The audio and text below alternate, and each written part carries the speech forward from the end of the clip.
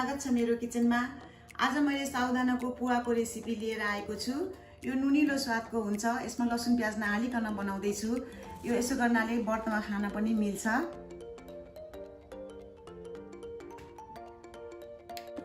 मैले 1 कप साबुदानालाई राम्रोसँगले 4-5 चोटी मिचिकन पखाले।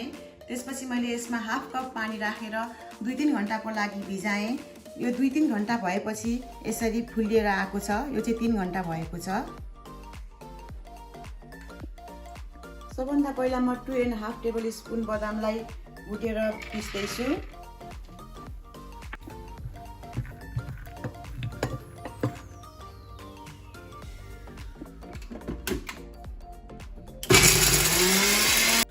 बदामलाई चाहिँ मैले यतिको मसिनो गरेर पिसेको छु।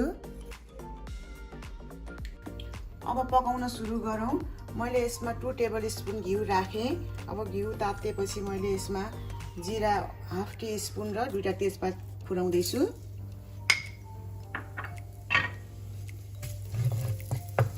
अब यो जिरा फुरिएपछि म यसमा आलु राख्दैछु। आलु चाहिँ मैले एउटा ठुलो साइजलाई यस्तो क्युब गरेर सानो सानो गरेर काटेको छु।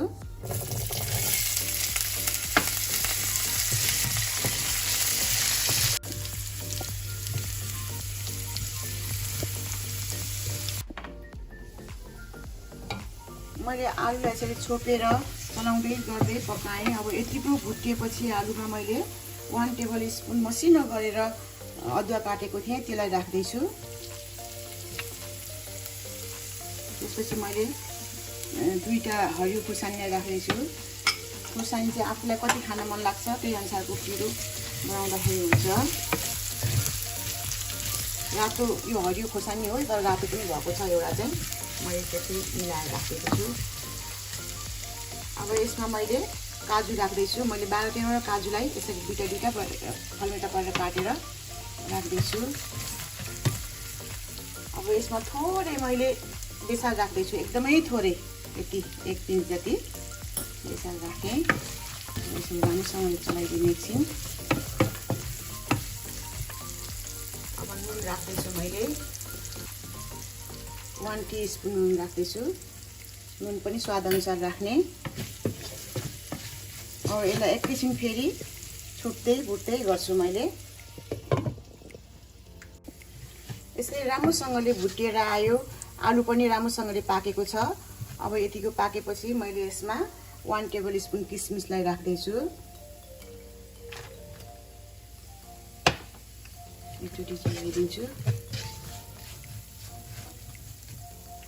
अब मैले अघि भिजाएर राखेको साबुदानालाई राख्दैछु। एकदम राम्रो भएको छ, यसरी फरर भएको, गिलो पनि भएको छैन। अब यसमा अलि भुटेर पिसेको बदामलाई पनि राख्दैछु। मैले चाहिँ खोस्टैसँग पिसेँ, हजुरलाई मन पर्दैन भने बोक्रा फाल्दा पनि हुन्छ। अब धनियाँको पत्तालाई अलिकति राख्ने, 1 टेबल स्पुन जति।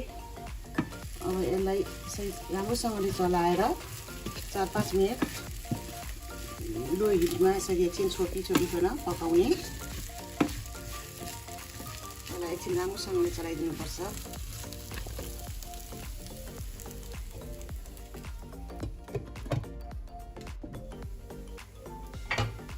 5-6 मिनट पकाएपछि यो यस्तो भएर आएको छ।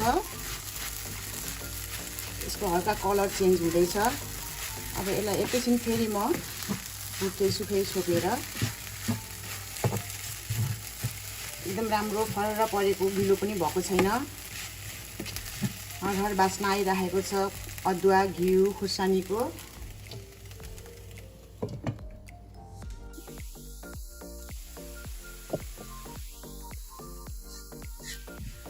साबुदाना पनि सबै एकदम राम्रोसँगले पाकेर आयो। अब यतिको भएपछि मैले यसमा 1 टेबल स्पुन कागतीको रस निचोरेर राख्दैछु। यसले एकदम मिठो स्वाद ल्याउँछ। अब यो सर्भ गर्नको लागि रेडी भयो।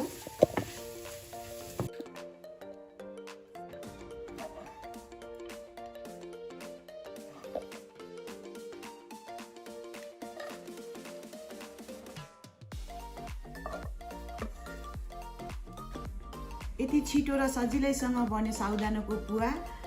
यो व्रतमा अरू बेला खाजाको रूपमा खाँदा पनि एकदमै राम्रो हुन्छ।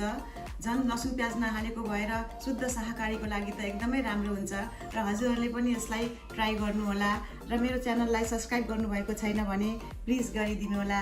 Thank you.